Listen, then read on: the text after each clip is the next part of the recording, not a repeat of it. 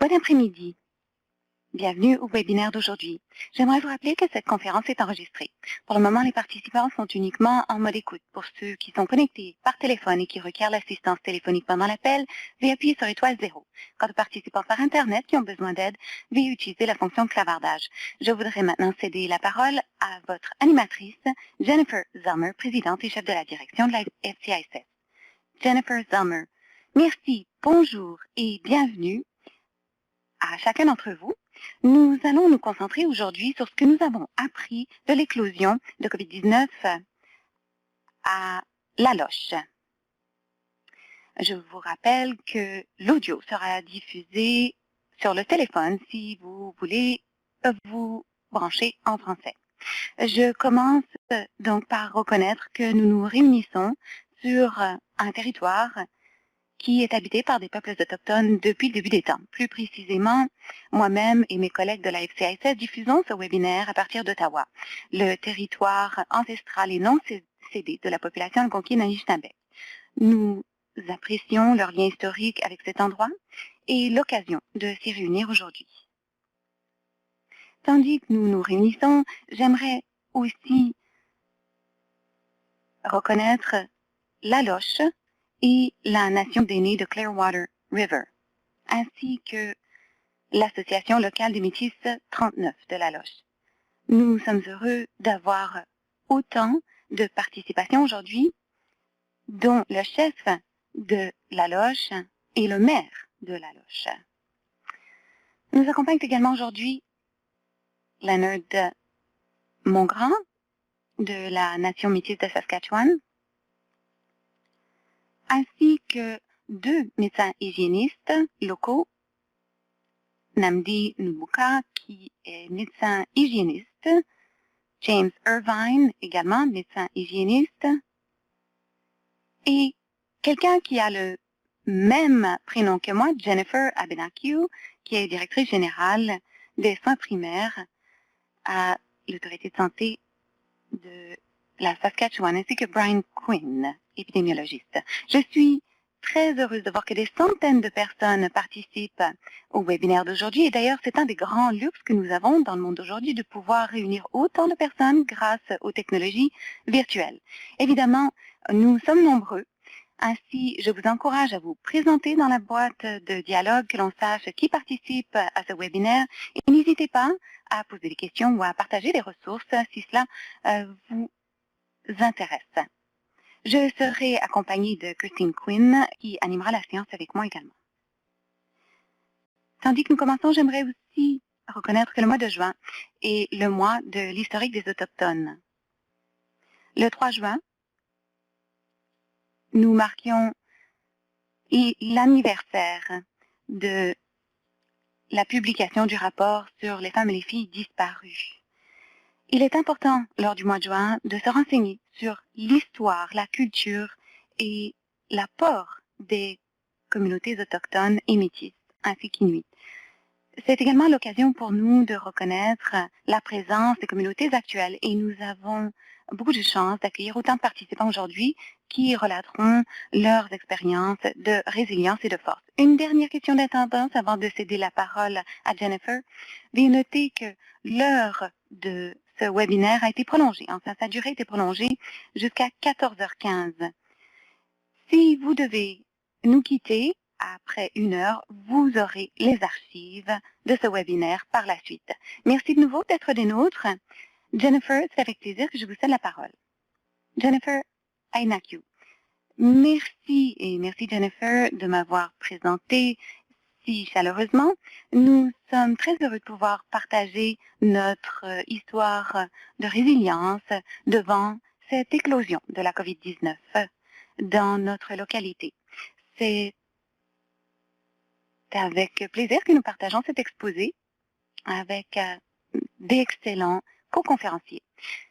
Alors, j'aimerais vous dire à présent quelques mots sur l'autorité sanitaire de la Saskatchewan.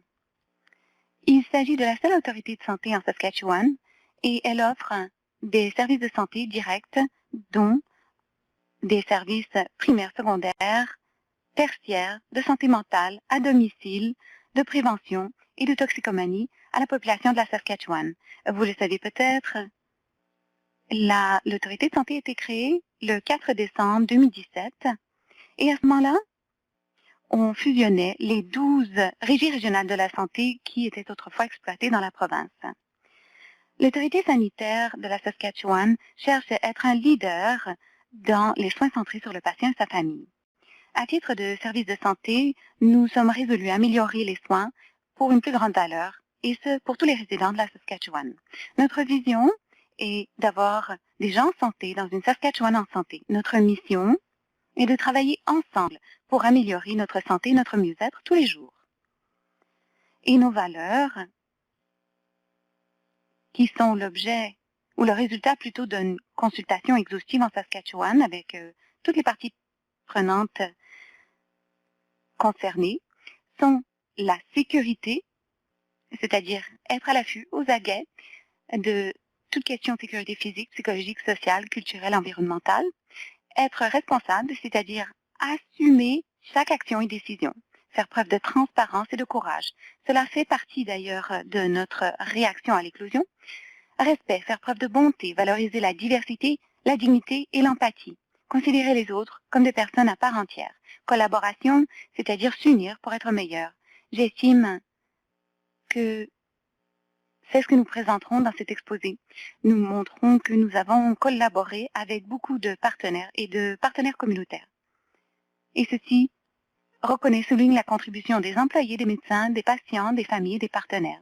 Et enfin, la compassion, faire preuve de bienveillance, agir avec empathie, écouter activement les autres pour comprendre leur expérience.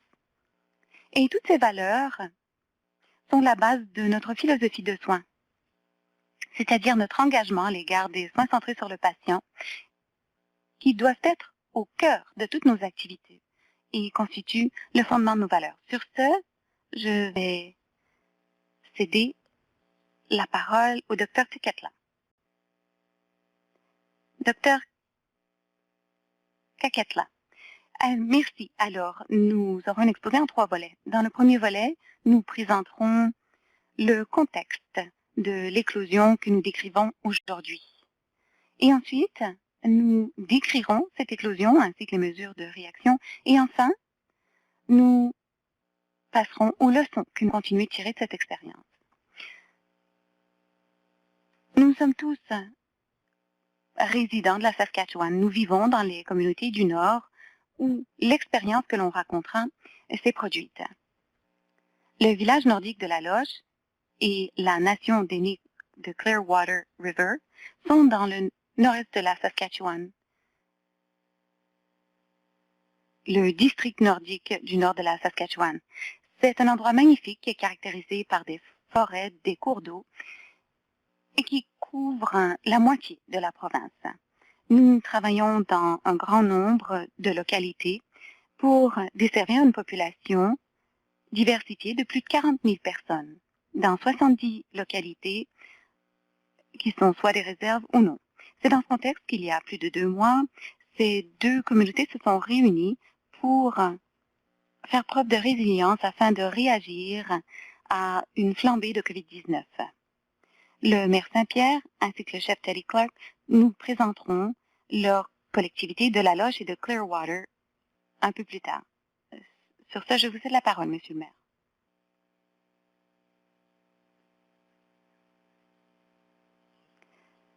Merci.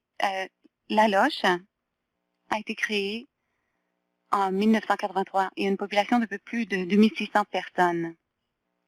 La Loche se trouve sur la rive est du lac La Loche, dans le nord-ouest de la Saskatchewan, près de la frontière albertaine.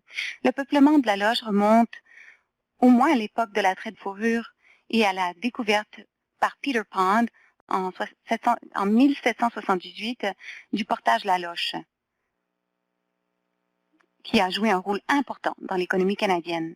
Ainsi, les habitants de la Loche ont connu une longue histoire de colonisation, qui est l'origine d'un traumatisme intergénérationnel que l'on ressent toujours aujourd'hui et qui se répercute sur la santé mentale des résidents, tout comme les pensionnats. Teddy Clark, malheureusement, ne peut être des nôtres. Cependant, Leonard nous dira quelques mots sur la nation Dene de Clearwater River.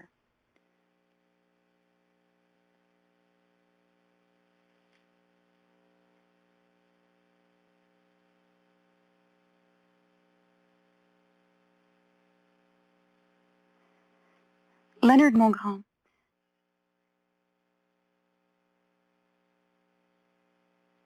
Bonjour à tous.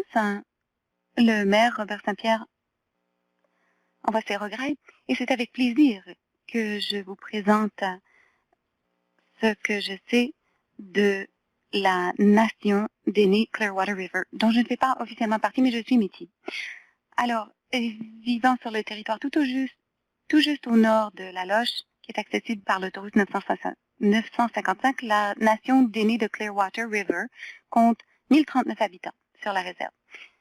Les populations de la Loche et de la NDCR, la nation Dene de Clearwater River, représentent environ 4000 personnes et regroupent près de 30% des locuteurs de dénécéline au Canada. Cette langue est parlée par 89% des résidents de la région. Ces premiers résidents étaient originaires de Fort McMurray, ville où a été signé le traité en 1899.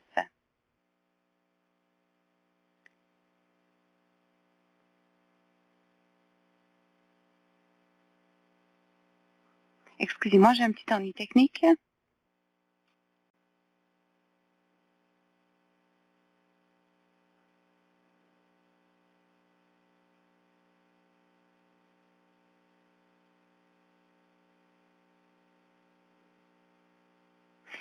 Mes excuses.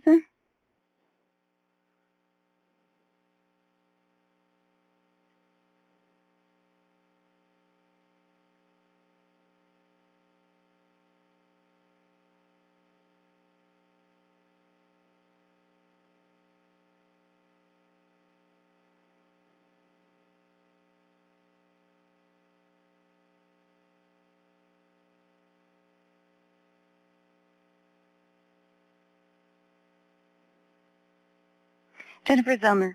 Bon, alors nous avons quelques ennuis techniques. Alors, Leonard Mongrand reprend. Alors, le traité a été signé en 1899.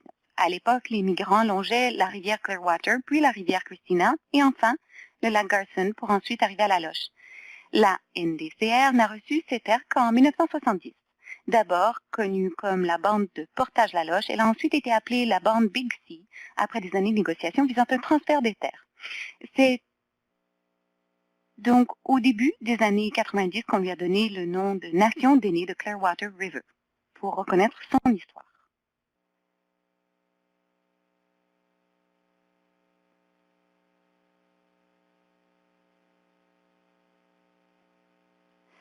Alors, à la Loche, environ 50% des gens s'identifient métis, alors que dans Clearwater, c'est 98% des gens qui se déclarent autochtones. Lorsqu'on examine les déterminants sociaux de la santé, on constate des tendances très similaires lorsqu'on regarde l'éducation, l'emploi et le revenu. Sur cette diapositive-ci, on regarde le revenu après impôt médian et vous constatez que la communauté de la Loche et de Clearwater touche de 40 à 60% en moins que la province. La province touche à peu près un revenu similaire à celui du Canadien moyen. Un autre facteur important lorsqu'on pense aux maladies respiratoires qui se propagent avec un contact étroit, le problème peut être le surpeuplement. Alors, comme vous voyez, à La Loche et Clearwater, on a 5 à 10 fois la population des ménages privés du reste de la province. Et lorsqu'on examine les communautés qui ont du mal avec les traumatismes intergénérationnels, il n'est pas étonnant de constater des difficultés sur le plan de la santé mentale et des toxicomanies. À cette diapositive, vous avez des hospitalisations relatives exclusivement à l'alcool. Cet indicateur ne saisit que les hospitalisations et ça ne représente qu'environ 30 des admissions attribuables à l'alcool. Malgré tout, lorsqu'on regarde, on voit que dans le nord-ouest ici, on a 3 ou 4 fois le nombre d'hospitalisations attribuables à l'alcool par rapport à la province et au Canada.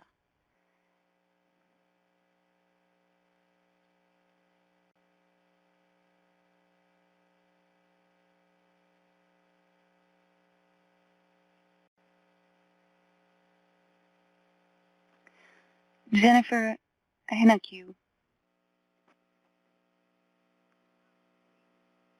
Le centre de santé de la Loge compte 9 lits de soins de longue durée, 5 lits de courte durée, plutôt 5 lits de soins de longue durée et 2 lits pour les autres niveaux de soins. L'urgence est ouverte en tout temps et des services médicaux et des services de transport terrestre ou aérien d'urgence y sont offerts. Même avant la COVID-19, c'était un service d'urgence très achalandé, c'est toujours le cas. Un autre aspect singulier des services de la Loge sont que les services des médecins sont offerts par Northern Medical Services et cela représente 3,5 équivalents temps plein, mais nous en avions 4 pendant la pandémie de COVID-19 et ce sont eux qui coordonnent la prestation des services spécialisés dans les communautés de la Loge et de Clearwater River.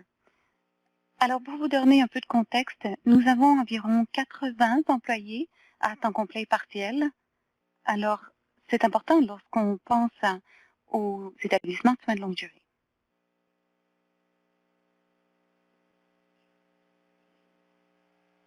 Alors, quelques mots sur la réaction de la Saskatchewan à la COVID-19.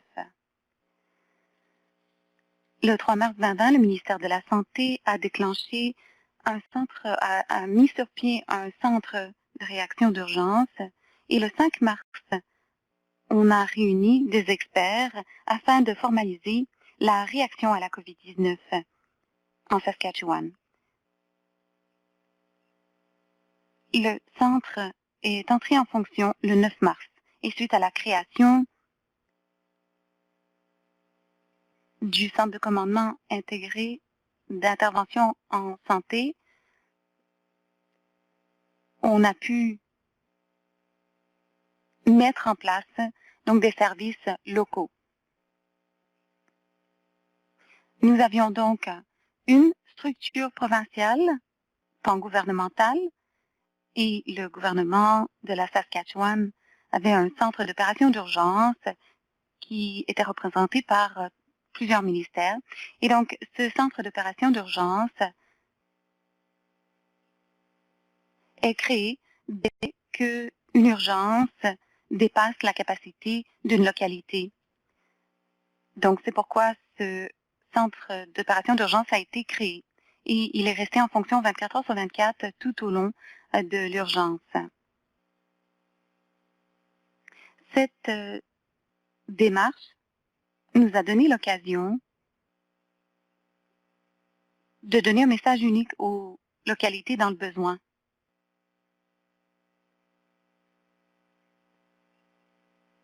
Et c'est ce qui a permis à la Loge et à la nation d'aînés de Clearwater River de s'en sortir.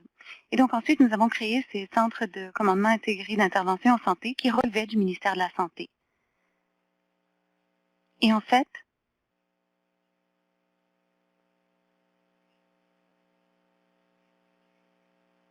les dirigeants de l'autorité sanitaire ont délégué la prise de décision au Centre de commandement intégré d'intervention en santé pour la réaction à la COVID-19. Et cela a permis aussi aux dirigeants de la province d'intervenir aux besoins. Donc, l'autorité de santé demeurait le décideur principal pour la réaction à la COVID-19. Or, comme vous le voyez, l'organigramme en cascade permettait au centre de commandement de l'opérationnaliser localement. Et s'il fallait un soutien additionnel ou de l'équipement, on remontait la chaîne de commandement. Les centres de commandement ont été mis en œuvre pour réagir localement à la pandémie.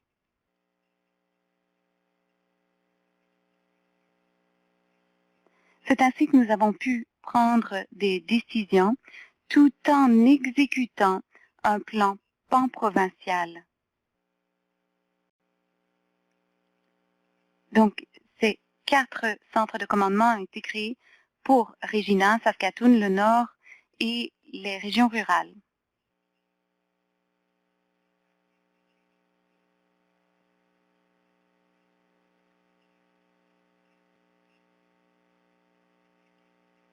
Ces centres nous ont donné l'occasion de nous aligner sur les structures existantes afin d'encourager une réaction locale. Le COU en santé du ministère de la Santé faisait la planification de la préparation à la pandémie à l'échelle de la province, ce qui permettait une réaction en cas d'éclosion, de surveillance, de contrôle des infections, de santé publique et d'établissement de lignes directrices pour la COVID-19, en plus de communication pour les soins communautaires et mentaux. Cette structure hiérarchisée permettait de coordonner la planification et la réaction à la pandémie. Cela permettait d'avoir un seul point de contact au ministère de la Santé et de prendre des décisions en temps opportun. Cependant, les structures de centres d'opération d'urgence et les CCIS ont été mises en place de manière temporaire et maintenant relèveront de l'autorité de santé. Une des leçons apprises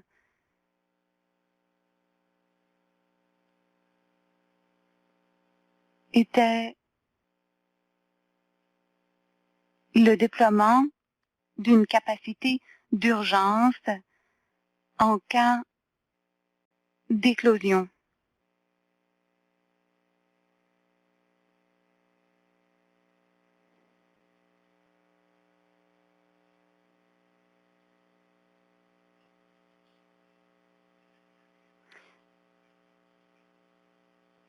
Alors, je cède la parole au maire Sapia. Alors, nous avons mis au point notre propre plan de réaction à la pandémie. Grâce au concours de Teddy Clark et de Leonard Mongrand, nous avons établi une table de décision locale. Nous avons invité des membres de la communauté des 2 collectivités, de la Loche et de Clearwater River, à mettre au point un plan. Et nous savions qu'il fallait demander au centre d'opération d'urgence de mettre en œuvre le plan général de la province. C'est ce qui nous a permis de mettre au point les repas, les dons, ainsi que le confinement. Nous avons aussi mis sur pied une page Facebook pour offrir de l'information en anglais, en français et en déné. Et nous avons aussi rendu cette information publique à la radio.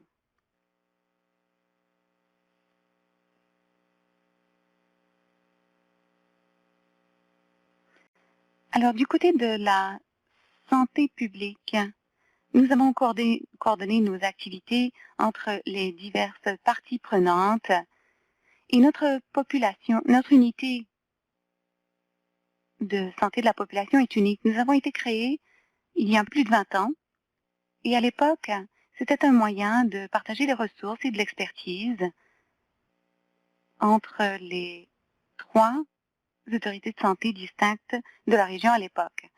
Nous sommes une équipe interdisciplinaire de spécialistes qui sous-tendent divers programmes dans les communautés locales et nous travaillons très étroitement avec nos partenaires locaux.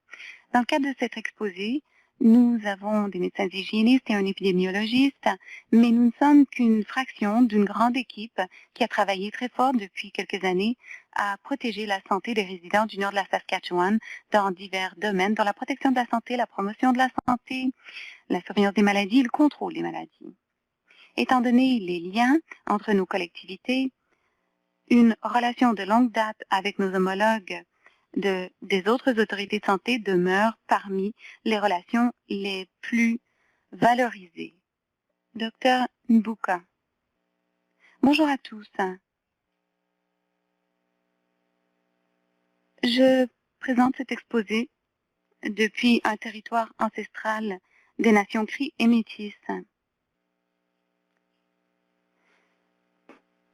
Notre organisation est la seule en son genre. Elle est constituée de 3 partenaires. Le Peter Ballantyne Cree Nation, Meadow Lake Tribal Council, Prince Albert Grand Council et Lac-La-Ronge Indian Band. Nous dispensons des soins dans les localités autochtones du nord de la Saskatchewan, dont la nation tenue de Clearwater River. Et nous avons des partenaires pour la surveillance et le contrôle des infections, ainsi que des spécialistes, des chercheurs et un soutien technique. Nous cherchons à coordonner nos activités en faveur d'une meilleure santé, où chacun est responsable de sa santé. En réaction à la COVID-19, nous avons déclenché ou mis en œuvre ce centre d'opération d'urgence pour coordonner nos activités avec nos partenaires. Les communautés locales sont desservies par des professionnels qui y vivent et font partie du centre d'opération d'urgence.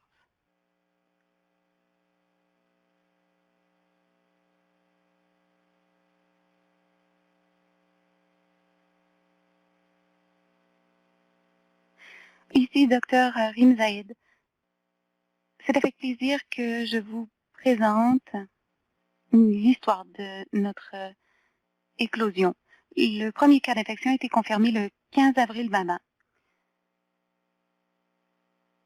Et nous avons établi un lien avec une flambée dans le camp du projet Curl Lake Oil Sands au nord de Fort McMurray. Le 17 avril, on a déclaré une éclosion dans un centre de soins de longue durée. L'impact a été grave sur la capacité, c'est-à-dire que 21 travailleurs de la santé ont été en contact étroit avec une personne infectée. 3 résidents et 2 travailleurs ont été infectés. Une série de mesures de santé publique avait été mise en place, d'abord pour dépister le personnel et les résidents.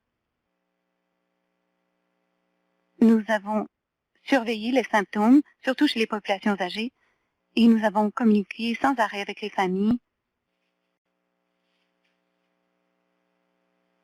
en plus de déployer des soutiens en santé mentale. Nous avons soutenu les résidents grâce à des visites au travers des fenêtres, avec leurs familles, et nous avons fait des audits d'infection. Le 15 mai, nous avons confirmé que l'éclosion était entièrement contrôlée. Et 16% au final des résidents ont été infectés. Ici, vous avez les mesures de santé publique ou les jalons importants à appliquer avec des mesures dans la communauté pour endiguer la propagation. Alors, le 17 avril, un établissement de soins de longue durée déclare une éclosion. Le 18 avril, nous publions un avertissement auprès des voyageurs. Recommandons que les gens qui travaillent dans le nord de l'Alberta s'isolent pendant 14 jours. Et on recommande d'éviter tout voyage non essentiel dans le nord de l'Alberta. Le 22 avril, on a un pic des activités selon certains paramètres épidémiologiques et de santé publique. Et le 29 avril, on crée Gene Expert à la loche, c'est-à-dire un dépistage rapide qui nous a permis d'obtenir des résultats des tests en 1 heure ou 2. Et ensuite, des 10 au 20 mai, suite à un suivi des contacts très serrés avec nos homologues locaux, nous avons assuré un dépistage des cas par porte-à-porte. Alors, le dépistage des cas grâce à un porte-à-porte, c'était une approche locale pour lutter contre la propagation. Il faut énormément de préparation et de communication. Et ceci s'est fait grâce à une communication avec la communauté et les dirigeants de la communauté, à la radio, dans les médias sociaux, et c'était d'ailleurs traduit en données. Et c'est ce qui nous a aussi permis de préparer le personnel. Nous avons au total dépisté 813 ménages à la loche et dans les endroits avoisinants, dont Garson Lake, Black Point et Deschamps Lake. Gene Expert nous a aidé à orienter la recherche des cas et l'évaluation des risques des ménages pour aider les populations les plus précarisées. Et en collaboration avec un laboratoire de Regina et le centre d'opération d'urgence locale, nous avons pu respecter les mesures d'isolement. Nous avons déployé un centre également qui nous permettait d'offrir des repas et de soutenir la localité. Donc tout ceci s'est fait du 12 au 20 mai.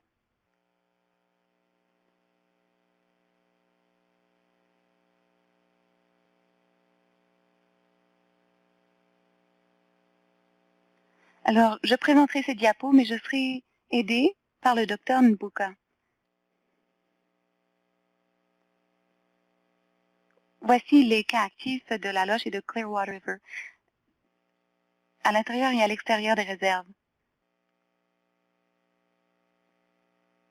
Donc, comme vous le voyez, vous avez aussi Buffalo Narrows, English Rivers, Île à la Crosse, James Bay et Patunac. Alors, si vous regardez la chronologie, l'établissement de soins de longue durée déclare l'éclosion le 17 avril. On émet l'avertissement voyageur le 18 avril. Ensuite, le pic des activités et la demande d'aide lorsqu'on avait certains paramètres, c'est-à-dire une augmentation des cas, au moins 10% sur 3 jours consécutifs.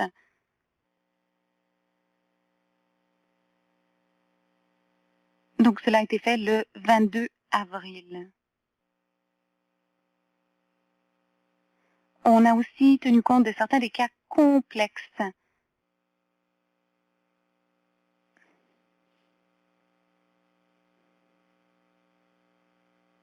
Alors, si ces critères étaient respectés, on demandait de l'aide de l'autorité sanitaire de la Saskatchewan. Et donc, nous déclenchions le plan de pic des activités. Le 29 avril, on commence Gene Expert.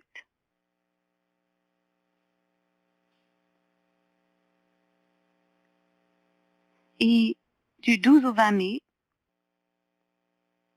le dépistage de cas grâce au porte-à-porte. Sur ce, je cède la parole au Dr Nbuka. Merci, Dr Zayed. Comme vous le voyez ici,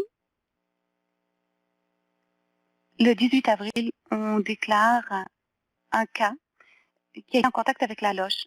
Et c'est grâce au suivi qu'on a pu déceler les contacts de cette personne infectée. Étant donné les liens entre les communautés du Nord, il n'était pas étonnant de constater des cas au-delà de la communauté originale. On a imposé des limites de déplacement pour empêcher la transmission. Le Dr Zayed présentera la prochaine diapositive. Merci, Dr Nbuka. Alors ici,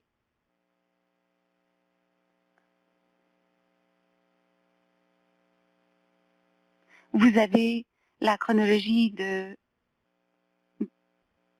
l'éclosion selon l'incident ou son lien épidémiologique.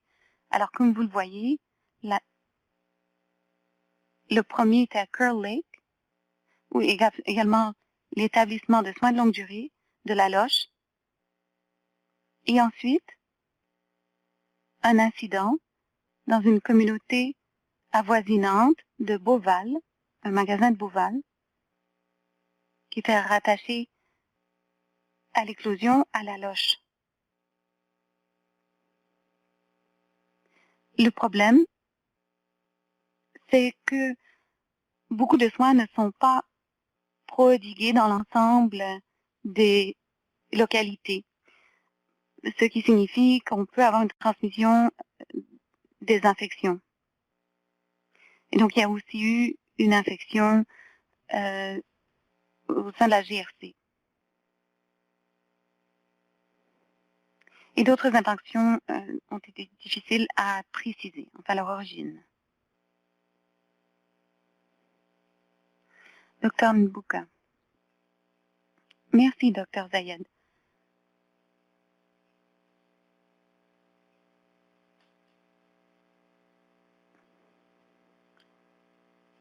Alors, l'équipe de santé de Clearwater River et l'autorité sanitaire de la Saskatchewan ont déployé des effectifs pour faire un dépistage des cas au porte-à-porte du 11 mai au 22 mai. Les équipes ont fait une évaluation des risques et ont donné de l'information sur la COVID-19, ont répondu à leurs questions et offert un dépistage.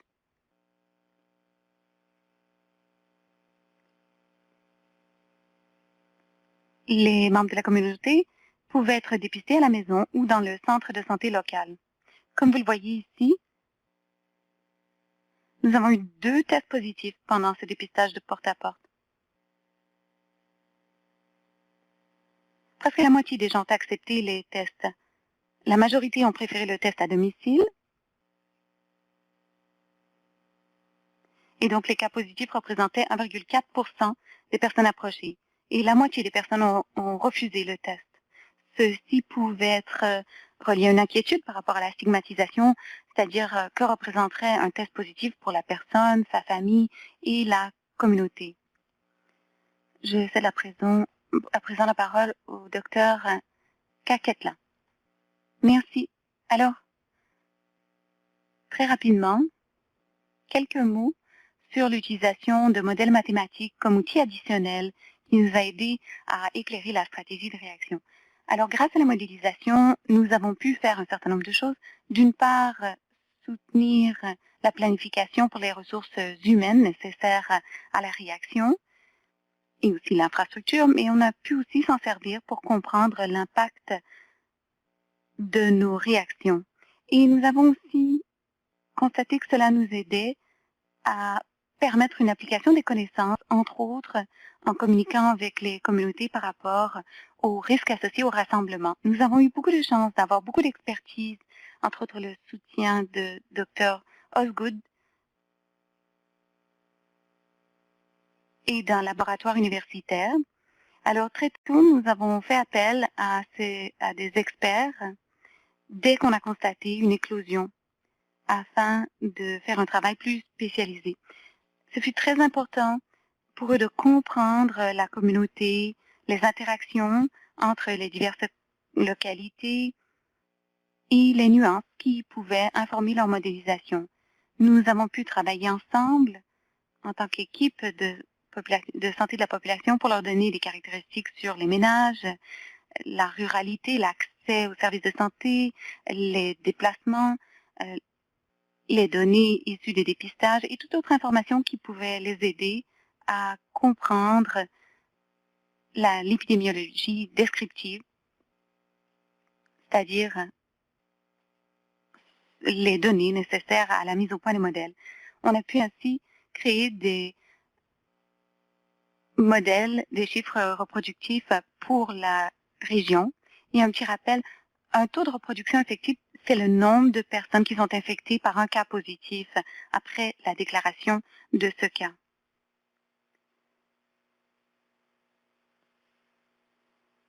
Il y a un certain nombre d'hypothèses qui font partie de ce modèle. À la pointe de l'épidémie, nous avons eu un taux de reproduction aussi élevé que 6, et puis ensuite il est tombé à moins de 1, grâce aux interventions qui ont été décrites par mes collègues. Jennifer, je vous cède la parole. Jennifer Ahenakew, merci. À présent, nous allons passer aux leçons que nous avons tirées de cette crise. Et une chose qu'il faut retenir, c'est ce qui a bien fonctionné, c'est-à-dire les partenariats collaboratifs forts de l'Autorité de santé Saskatchewan, ainsi que les partenariats avec les dirigeants des communautés, les médecins hygiénistes, les centres d'opération d'urgence locaux, également l'aide de Northern Intertribal Health Authority, le ministère des Relations gouvernementales de la Saskatchewan, l'Agence de sécurité publique de la Saskatchewan, le Centre des opérations d'urgence régional du Nord-Ouest, les services autochtones du Canada, ainsi que les intervenants que vous avez entendus au fil de cet exposé. Nous avons pu continuer de prodiguer des soins, mais au centre de notre approche, il s'agissait surtout d'établir un lien avec les dirigeants et les centres d'opération d'urgence afin de satisfaire les besoins de la communauté locale. Cela a été important.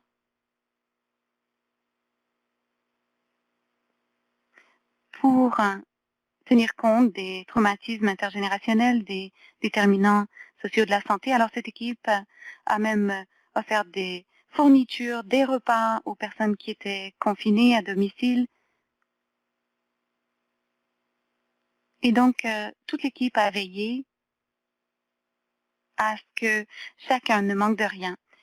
Et nous avons aussi d'excellents partenariats avec la Northern Intertribal Health Authority, ainsi que les divers ministères de la Saskatchewan, les centres d'opération d'urgence qui étaient constitués des dirigeants autochtones, métis, ainsi que les municipalités. Et ils se rencontraient quotidiennement. Et ce soutien a été très utile. En plus, évidemment, des services aux Autochtones Canada. Enfin, je pourrais m'éterniser, mais ce sont des partenaires très importants qui nous ont aidés à relever le défi de la réaction à cette éclosion. Dr Zayed, quand on pense à ce qui a bien fonctionné, eh bien, c'est surtout l'ordonnance de la santé publique et surtout l'interdiction de voyage. Le plan de communication auprès de la communauté qui a fait participer les dirigeants de la communauté,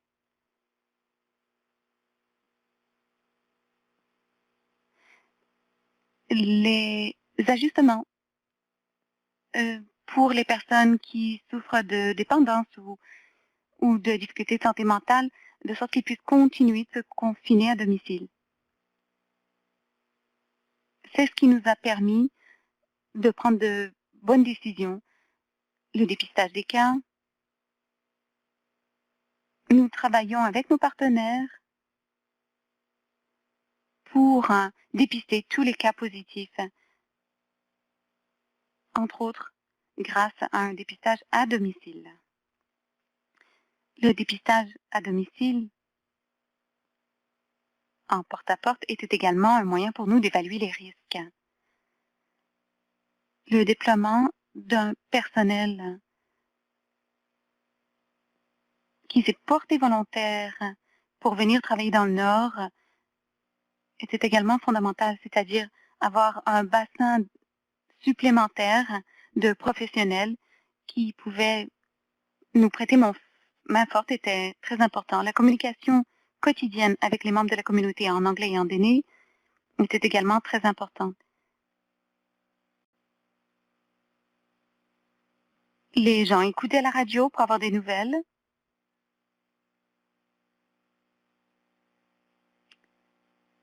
Et donc, nous avons agi très rapidement. nous avons mobilisé toutes ces personnes très rapidement.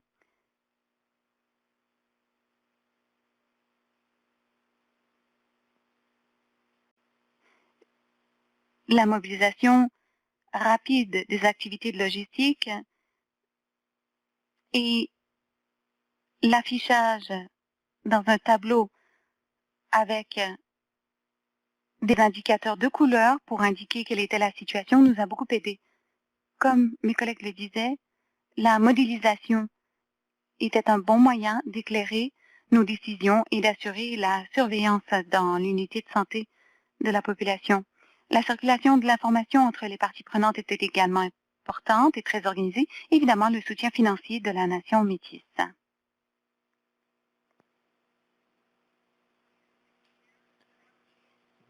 Jennifer Akanaku. Donc, Monsieur le maire Saint-Pierre, pas chef, maire, à vous.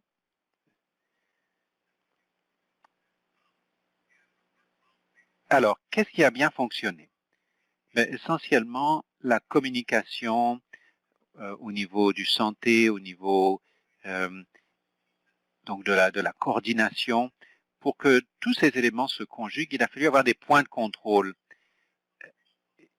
Il y a donc le soutien des agents provinciaux, des agents de conservation. Il y avait le couvre-feu à 22 heures, la fermeture des ventes d'alcool que nous n'aurions pas pu imposer en l'absence des points de contrôle, ça sont des éléments. L'engagement communautaire, comme on l'a déjà dit, la communication avec la communauté, communication en temps utile, et des informations à jour, ponctuelles, arrivant en temps utile, la consultation communautaire, et puis donc le reste de l'équipe a participé donc à des réunions hebdomadaires et nous avons fait preuve donc de cette solidarité. Il n'y avait pas d'approche à l'emporte-pièce pour répondre à la pandémie. Nous sommes basés sur les faits, quoique durs qu'ils puissent être. Nous avons ainsi répondu aux attentes de la communauté, une approche multijuridictionnelle. Essentiellement, nous avons décidé de faire abstraction des frontières. Il s'agissait de notre communauté. Et puis, bien sûr, la communication dans notre langue, la langue d'aînés, était très importante. Et il s'agissait surtout de rejoindre des générations, et nous nous sommes basés sur des mesures de santé publique. Nous avons travaillé en collaboration étroite avec la santé. Alors donc, Leonard, est-ce que vous avez quelque chose à ajouter?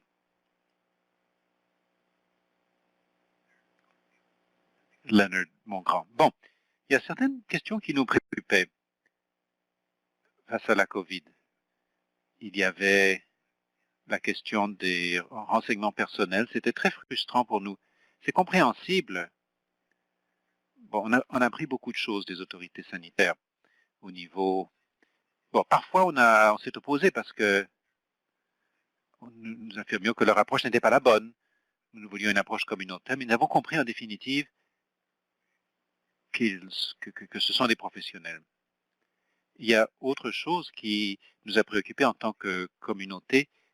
Nous avons été inondés de toutes sortes de choses. La prestation d'urgence qui a été versée à la communauté a affecté la transmission de la COVID parce que ça a créé un afflux d'argent liquide dans la communauté qui a été distribué. Cela a accru la mobilisation, la mobilité des gens dans la communauté. Ça, c'était une préoccupation. Mais c'est un peu comme, comment dire, c'est comme un bulletin scolaire, n'est-ce pas? On veut améliorer les choses. On ne veut pas répéter la prochaine fois, la prochaine vague. Peut-être que cette maladie ne quitterait jamais notre communauté, mais nous voulons soulager les symptômes. Merci. Merci, Leonard Mongrand, merci, Mère Saint-Pierre. Et nous allons à présent passer donc aux leçons que nous avons apprises pendant la COVID. Et le soutien aux populations vulnérables manquait au niveau de l'auto-isolement. J'ai vu une question dans la boîte de dialogue, les questions reliées à l'auto-isolement, je les évoquerai rapidement, mais à cause de notre approche basée sur les déterminants sociaux de la santé et de certains défis qui ont déjà été évoqués. Le surpeuplement était une préoccupation considérable. Bien souvent, il y avait des foyers multigénérationnels. Les grands-parents, les parents, les enfants, parfois les petits-enfants vivaient sous le même toit. Donc c'était très difficile de s'auto-isoler pour les personnes positives ou leurs contacts proches de s'isoler dans un logement. Une leçon que nous avons apprise rapidement, c'est que nous avions besoin d'autres solutions. Faute d'hôtels et faute en grande partie de logements, nous avons dû trouver des approches novatrices. Avec le soutien de l'équipe locale, l'Agence de santé publique de la Saskatchewan, la Nation métisse de la Saskatchewan ont fourni des remorques, plutôt des caravanes et des véhicules récréatifs. Et la Nation métisse de la Saskatchewan a embauché des personnels de gardiennage pour superviser ces sites, avec le soutien de la GRC parfois, lorsqu'il y avait un problème lorsqu'il y avait un membre de la communauté positif au Covid qui ne se conformait pas aux instructions. Une leçon que nous avons apprise, c'est que bon, si vous n'avez pas un toit, un abri, si vous avez des problèmes de dépendance, c'est vraiment difficile de se préoccuper de la COVID ou de la transmission de la COVID. Donc nous avons dû trouver des solutions novatrices en partenariat avec la communauté, les organismes communautaires. À certains de ces égards,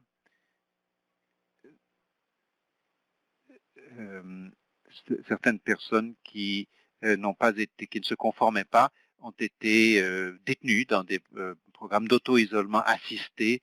Ils ont reçu donc des repas et ils ont reçu une assistance au niveau de leur dépendance, toxicomanie, alcoolisme, etc. Cela qui les a aidés à être maintenus en isolement, mais il a fallu une approche 24 heures sur 24 de tous les éléments, organes de la santé publique, COU, RCRC. La tâche était difficile. Certains avaient besoin d'un soutien accru, santé mentale, toxicomanie. Nous proposions donc un counseling ou un programme d'alcool géré était fourni dans ces unités.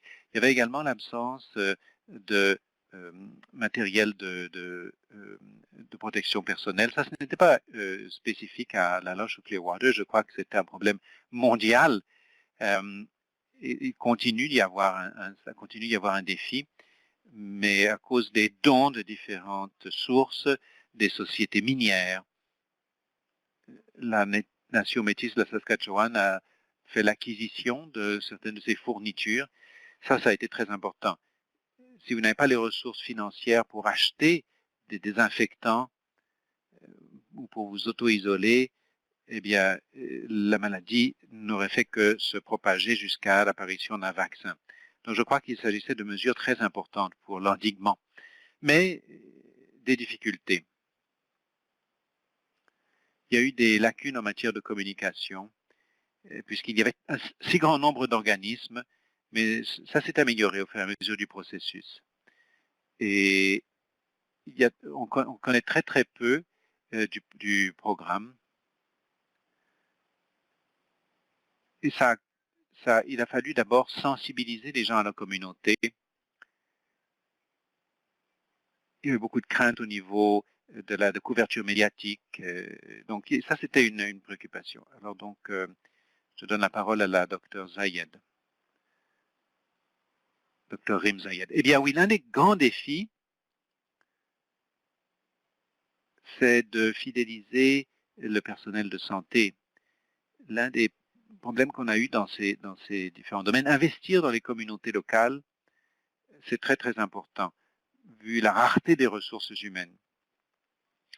Il s'agit de trouver des solutions novatrices, au fond, à des problèmes chroniques. Nous étions face à des problèmes reliés aux déterminants sociaux de la santé.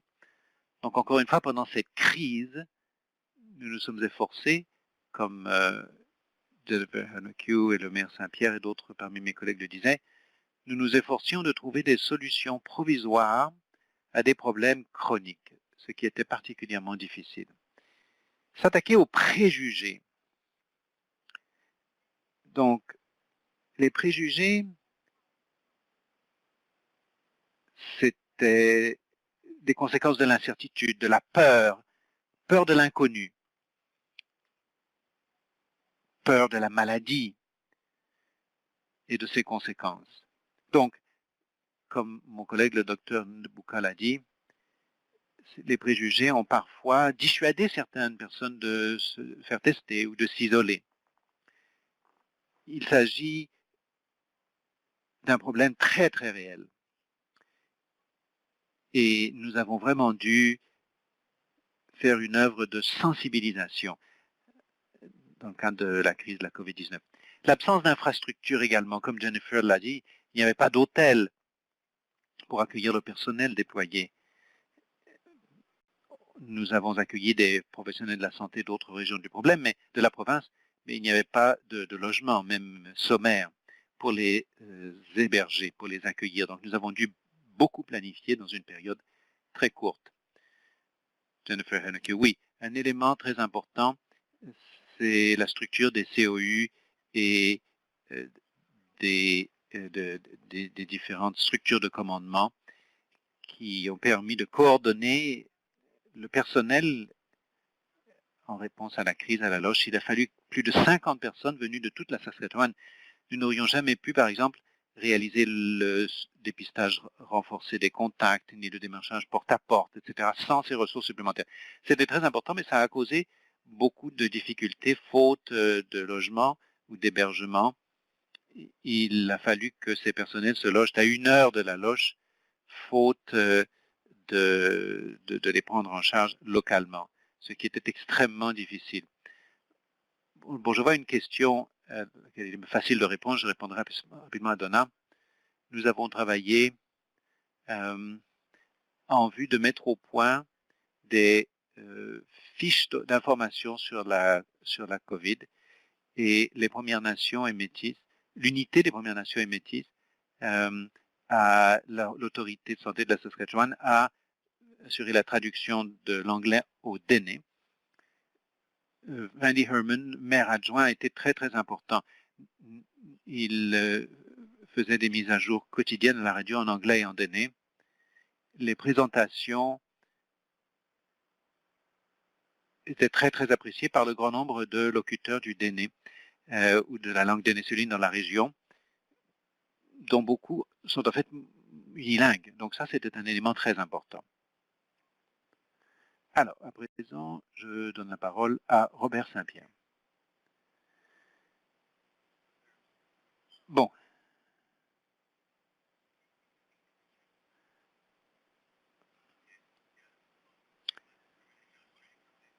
Bon, je lisais certaines questions, je me suis un peu laissé distraire. Donc, la discrimination, l'absence de compréhension, la crainte associée donc à l'inconnu. Lorsqu'on s'est rendu compte dans la communauté que la COVID était présente, qu'il y a eu des décès, tout cela a créé beaucoup d'anxiété, beaucoup d'angoisse. Le message des dirigeants et le message des autorités de santé a toujours été marqué au coin de la confiance, et cela nous a beaucoup aidés. Nous étions informés et nous avons communiqué cette information. Cela a donc eu un impact majeur sur la pandémie. Il y avait beaucoup de défis dans notre communauté, mais puisque nous savions quels étaient ces défis, et les autorités de santé et les dirigeants communautaires de concert ont pu prendre ces problèmes en charge. Le dépistage des contacts avec les ressources supplémentaires a beaucoup aidé. Le dépistage porte-à-porte avec toutes les mesures. Tout s'est conjugué et les messages qui ont été continuellement transmis par les dirigeants communautaires et les autorités sanitaires ont eu vraiment un impact sur nos résultats. Merci. Leonard Mongrand. Bon, je voudrais ajouter 1 ou 2 choses. Lorsqu'on parle d'infrastructure, notre communauté a 3000 personnes, 3000 habitants. Nous n'avons pas la plupart des services de base que la plupart des communautés canadiennes, même plus petites. Buffalo Narrows, par exemple, a 1200 personnes, et eux ont 2 hôtels. Ils ont des restaurants, des installations, des structures que la plupart des communautés prennent pour acquises. Quand il y a eu une fusillade à l'école de la Loche il y a 4 ans, un ministre est venu, la ministre Bennett, en fait, est venue dans notre communauté, elle a vu qu'il nous fallait absolument des infrastructures et nous a donné de l'argent pour créer notre centre d'amitié. Notre centre d'amitié voit sa cuisine rouler 24 heures sur 24 pour fournir des repas aux unités d'isolement, aux personnes qui reçoivent des repas à domicile parce qu'elles sont isolées dans leur foyer. Et nous fournissons également des repas à notre refuge de sans-abri. Tout ça, ce sont des subventions. Quand les subventions se tariront, que ferons-nous? Nous retrouverons dans la communauté d'autrefois et nous n'avons pas vraiment de moyens de changer les choses. La capacité d'infrastructure sont essentielles. Je le répète incessamment, sans cesse. Si nous n'avions pas un centre d'amitié, je ne sais pas ce que nous aurions fait. À l'heure qu'il est, nous pouvons tout juste maintenir le statu quo.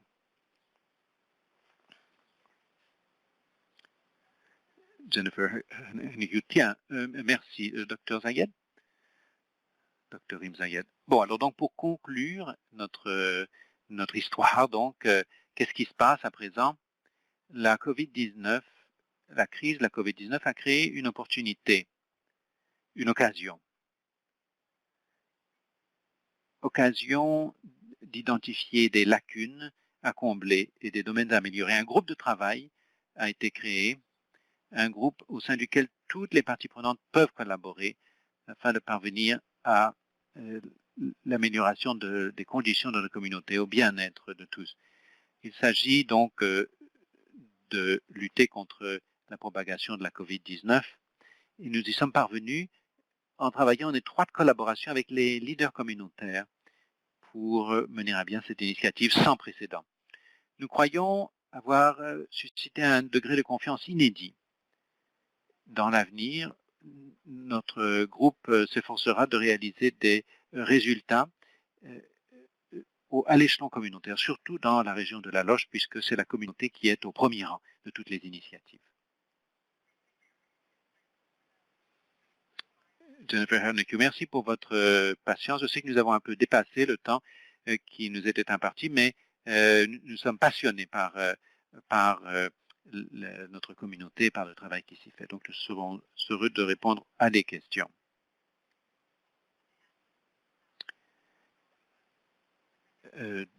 Jennifer Zermer, merci beaucoup pour une présentation extrêmement informative. C'est évident, il s'agit d'une réponse qui est réellement à l'échelle communautaire. Réaction à un problème très complexe, aux multiples facettes. Il a fallu mettre en œuvre une communication à un niveau systématique, coordonner le travail de volontaires. Bref, vous avez su déployer un ensemble de mesures très, très diversifiées en répondre à la crise dans votre communauté. Donc, à nos auditeurs, veuillez prendre le temps de saisir vos questions dans la boîte de dialogue. Il nous reste environ une quinzaine de minutes. Nous pourrons donc répondre à certaines des questions qui ont déjà commencé d'affluer. Jennifer Hernecue, vous avez pu d'ores et déjà en relever quelques-unes, mais nous allons peut-être commencer par l'une des toutes premières questions qui nous sont parvenues d'Elisabeth Côté-Boyau, qui nous demande, bon, la sécurité culturelle, comment cela a-t-il été pris en compte dans votre stratégie? Jennifer, pourriez-vous esquisser une réponse et puis vous pourriez donner la parole à d'autres membres du panel, ou s'il y a d'autres membres du panel qui souhaiteraient intervenir aussi. Merci beaucoup.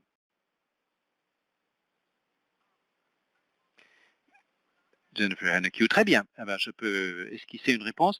Mes collègues pourront certainement la compléter. Et je crois qu'il est clair,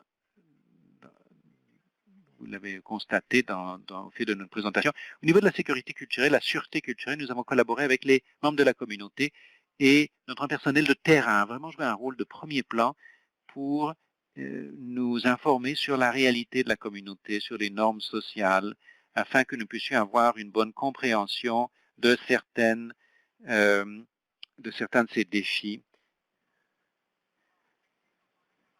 Mais je crois que bien souvent, nous oublions certains des défis. La Loche et Clearwater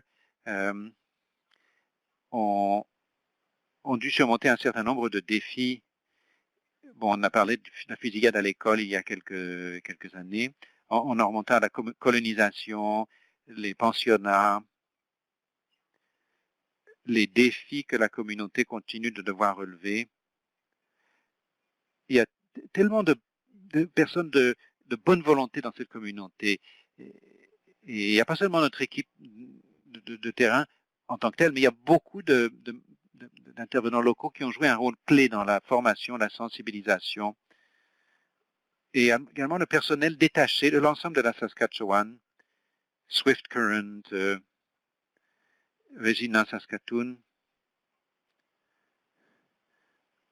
Et la communauté a manifesté une grande ouverture d'esprit, bien que souvent on s'attache surtout aux défis, mais il s'agit de fournir ces services en partenariat avec les dirigeants de la communauté.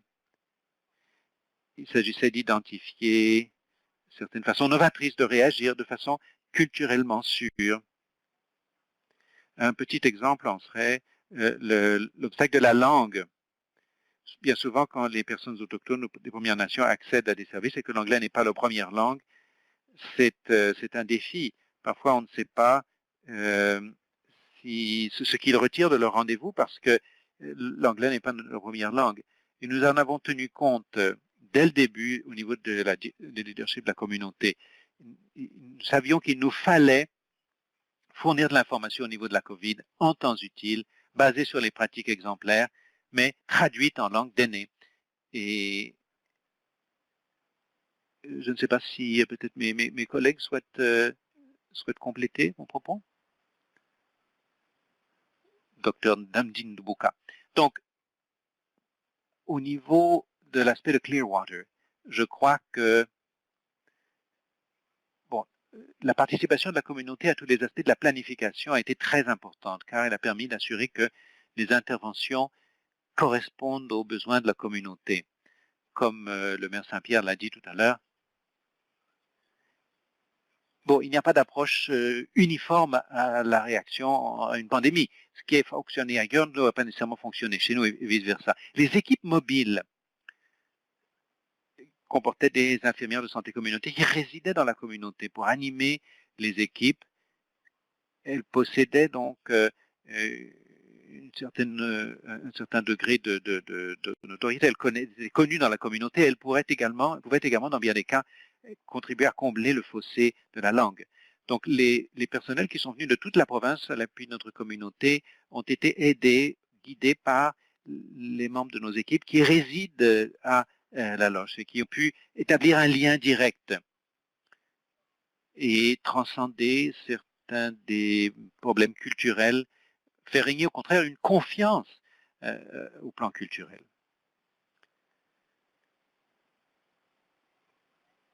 Dr Rimzayed, moi je voudrais ajouter quelque chose. Au niveau de la mobilisation de porte à porte,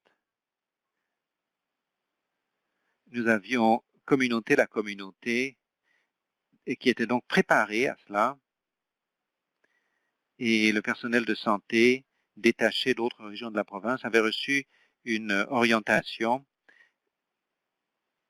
au contact des personnels de santé locaux qui connaissent tout le monde dans la communauté, qui connaissent le milieu comme leur poche. Donc ça, c'était très important, outre l'accueil très chaleureux réservé par la communauté à ces personnels de santé, qui se sont donc sentis chez eux. C'est important d'avoir ce genre d'interaction communautaire en tout temps. La transparence, la consultation de la communauté, tous ces éléments étaient très importants. Leonard Mongrand. Bon, pour en revenir à la culture, en tant que peuple d'aînés, notre langue, notre culture, c'est tout pour nous. Nous n'avons pas de connaissances culturelles du passé.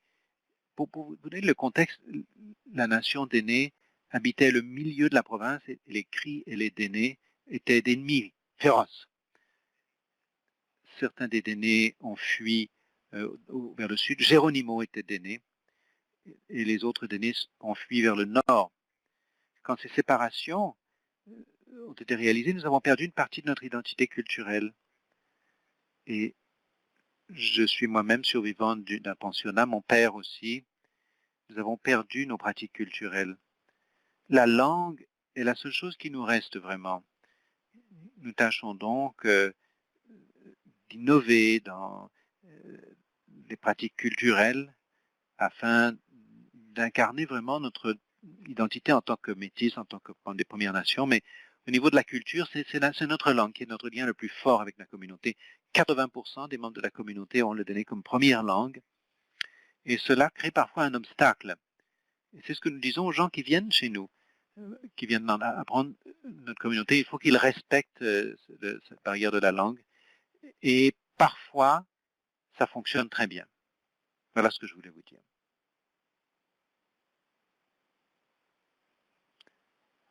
Christine Quinn, merci beaucoup pour ce rappel salutaire de l'impact de la culture et de la langue. Et merci, Jennifer Haneke, de nous avoir rappelé qu'il y a des forces sur lesquelles nous pouvons bâtir. Il nous reste le temps de répondre à peut-être assez peu de questions, et elles sont nombreuses. Donc je vous rappelle que d'ici une semaine, nous allons faire un suivi, vous envoyer l'enregistrement, le sommaire de la discussion d'aujourd'hui, nous envoyer un lien avec les ressources, le tout sera affiché sur notre site web. Mais je me demande si nous n'aurions pas le temps de répondre à une dernière question. Jennifer Haneke, je vous donne la parole encore une fois et je vous demande de l'aiguiller vers la personne la plus appropriée. Quel préavis avez-vous eu pour préparer vos plans en réponse à la pandémie? Jennifer Haneke.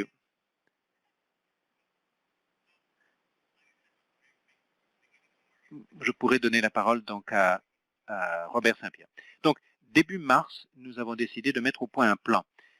Nous connaissons notre communauté, nous avons réuni les intervenants, Léonard Mongrand, qui est directeur régional de la Nation Métis, Teddy Clark, le chef de Clearwater River, et ses collaborateurs, Donnell Hogan, et l'école de Clearwater, le directeur adjoint, ainsi de suite. Notre école également, notre personnel scolaire, le personnel du centre de l'amitié, les entreprises aussi, tout le monde a conjugué ses efforts et a mis au point un plan. Nous savons quelle est la situation actuelle. Sur cette base, nous avons mis en point un plan qui, selon nous, marcherait. La seule chose qui manquait, c'était l'engagement de la province. La province se reposait sur nous, sur moi en tant que maire, pour réaliser pour mettre en œuvre certaines des mesures de lutte contre la pandémie. Mais fort heureusement, la Nation métisse de la Saskatchewan et d'autres structures ont pu nous aider à financer les coûts. Par exemple, le personnel de sécurité, les COU, nous avons pu, sans doute, nous aurions sans doute pu mieux faire si la province avait réagi plus tôt. Elle a réagi, mais tard. Mais tout de même,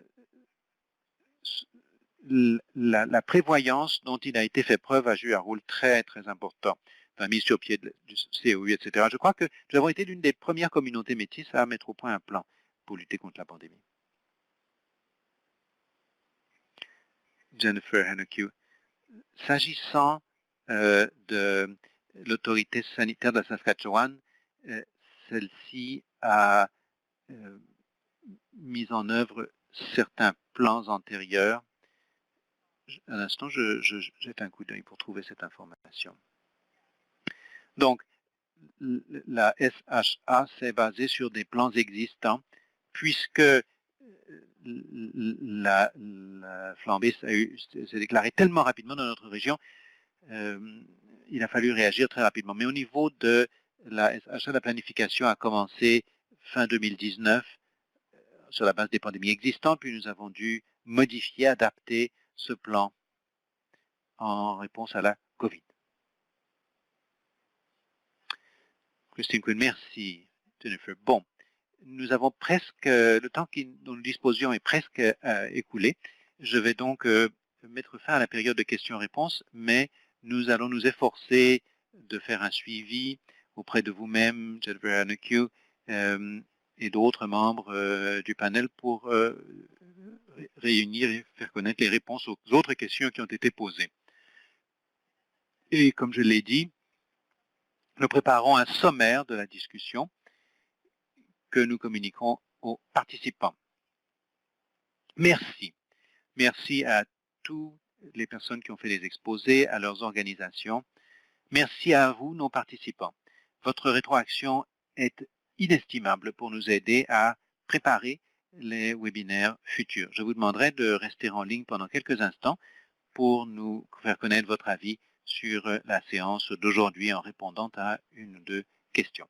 Donc encore une fois, je remercie très sincèrement les panélistes, les personnes qui ont fait des exposés, ainsi que les membres de notre équipe à la FCASS, y compris ceux qui travaillent en coulisses. Merci, et voici qui conclut notre webinaire.